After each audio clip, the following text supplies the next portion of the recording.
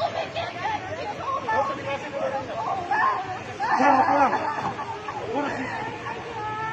Urus sendiri lah semua. Assalamualaikum warahmatullahi wabarakatuh. Hari ini saya ingin membahas tentang COVID-19 di negara kita ini, negara Indonesia. 2 hari ini kita dikejutkan oleh beberapa berita yang viral di media sosial, Facebook, dan media-media lainnya. Kemarin di salah satu rumah sakit di Manado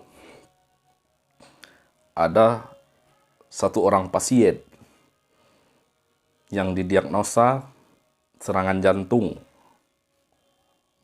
dan kemudian pasien tersebut meninggal dunia. Setelah pasien itu meninggal dunia, para tim medis dan dokter pihak rumah sakit menyatakan bahwa pasien tersebut positif COVID-19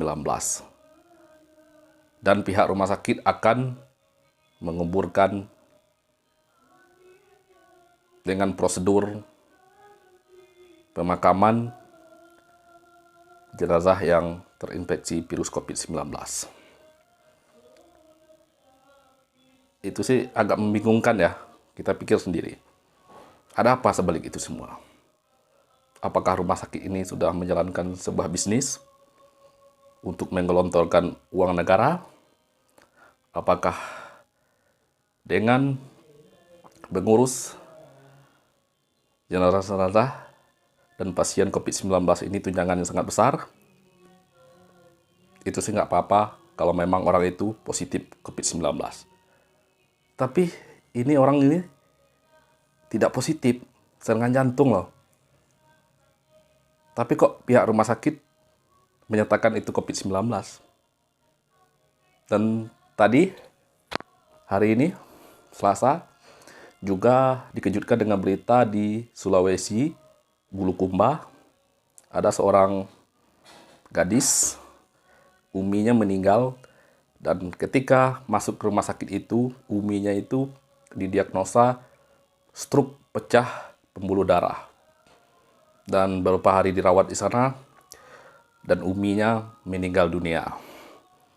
Setelah uminya meninggal dunia, para tim medis dan dokter, seluruh orang di rumah sakit itu menyatakan bahwa uminya adalah pasien COVID-19 positif.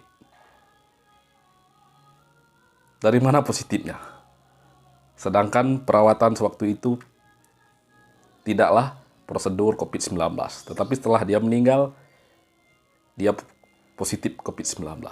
Itu sangat membingungkan. Ada bisnis apa di balik ini? Apakah para rumah sakit dan dokter-dokter seluruh Indonesia ini sekejam itu hanya segelintir uang dan mengorbankan kesedihan-kesedihan orang-orang yang ditinggal oleh orang yang paling mereka sayangi?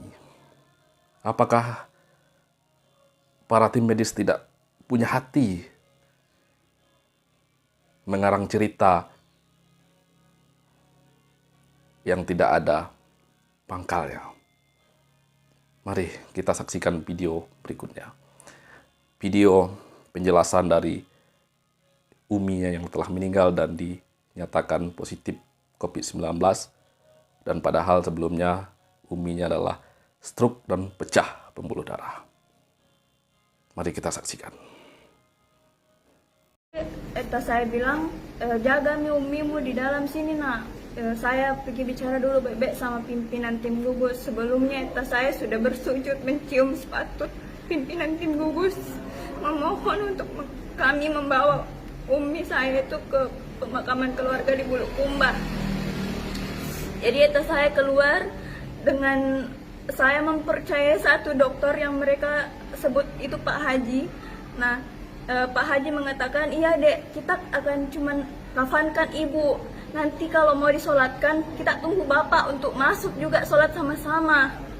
Jadi saya percayakan sama Pak Haji saya, karena saya berpikir Pak Haji tidak bakalan membohongi saya. Oke, sebelumnya kita memang mau ambil seluruh hak kami membawa jenazah Umi untuk dimandikan, dikafankan dan dimakamkan. Tapi dengan mereka bujuk kami, akhirnya kami melunak dan baik Pak, baik dokter, silahkan dimandikan, silahkan dikafankan, tapi tolong kami yang bawa untuk dimakamkan.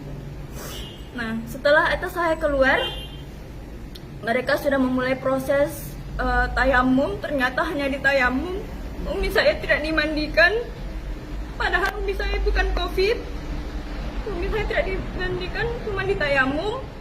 Kemudian baju di badannya dia pakai, dibungkus dengan kafan. Setelah itu mereka bungkus lagi dengan plastik. Betapa hancur hati saya melihat itu. Umi saya bukan COVID. Dan setelah itu mereka mau masukkan ke dalam peti.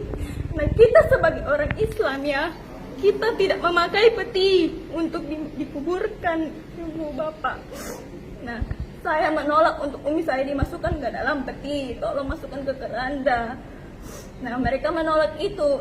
Ada satu orang tim gugus sudah menarik tangan saya dengan keras. Saya pun bersikeras memegang peti agar supaya peti itu tidak dimasuki oleh jenazah Umi saya. Tapi apalah daya, saya satu lawan banyak ya waktu itu. Akhirnya jenazah Umi saya berhasil masuk ke dalam peti. Dan saya memohon supaya jangan dulu disolatkan, tunggu eta saya kembali dari luar pembicaraan. Mereka tetap membawa Umi saya mengangkat peti ke atas meja yang beroda, dan saya diseret jauh dari peti. Dan saya lihat peti Umi saya sudah dipalu-palu, ditutup. Padahal Umi saya agama Islam, kita nggak memakai peti untuk dikuburkan. Dan saya diseret seperti barang, baju saya, jilbab saya diseret seperti barang. Badan saya sudah sakit, saya sudah tidak peduli, saya memegang besi yang di dinding untuk meraih Umi saya agar saya bisa mengambil dan membuka peti lagi. Tapi apalah daya saya. Setelah itu saya meronta-ronta, menangis sekuat tenaga supaya eta saya dengar, berharap dia akan datang. Tapi eta saya tidak datang sampai saat sudah disolatkan. Mereka membohongi kami dan mengambil jenazah Umi saya. Akhirnya diberangkatkan ya. Dan setelah itu mereka membawa jenazah di depan mata saya. Saya pun disekap agar tidak bergerak. Coba dibayangkan, saya seorang diri perempuan seorang diri disekap oleh beberapa lelaki. Betapa sakitnya hati saya waktu itu melihat Umi saya berjalan di depan jenazah Umi saya berjalan. Saya tidak bisa melakukan apa-apa. Jenazah tersebut digotong lari sehingga saya tidak bisa melakukan apa-apa. Maka saya tidak bisa bergerak sedikit pun. Dan mereka sudah memberikan sedikit kelonggaran, saya pun langsung lari ke depan. Dan saya melihat itu saya sudah di depan mobil jenazah tidur. Dan saya pun baru mengerti ternyata tadi itu bukan pembicaraan yang baik, tapi salah satu teknis buat mereka menyekap eta saya supaya saya tidak ada teman di dalam. Mungkin mereka berpikir saya cuma anak-anak, seorang perempuan yang tidak berdaya, makanya mereka sengaja mengambil eta saya. Dan saya pun tidak terima. Saya naik ke atas mobil jenazah supaya saya memblok mobil jenazah supaya tidak pergi. Saya melihat adik-adik saya yang tidak sempat melihat jenazah Umi saya. Adik saya 2 orang, masih SMA dan SMP. Mereka tidak sempat melihat untuk terakhir kalinya, padahal mereka dari malam. Mereka hanya dijanjikan, iya sebentar dek, kamu pakai baju astronot masuk ke dalam bisa, tapi sebentar sampai pagi tidak ada. Mereka tidak pernah masuk. Dan kami di dalam ya sudah memohon, sudah bersujud,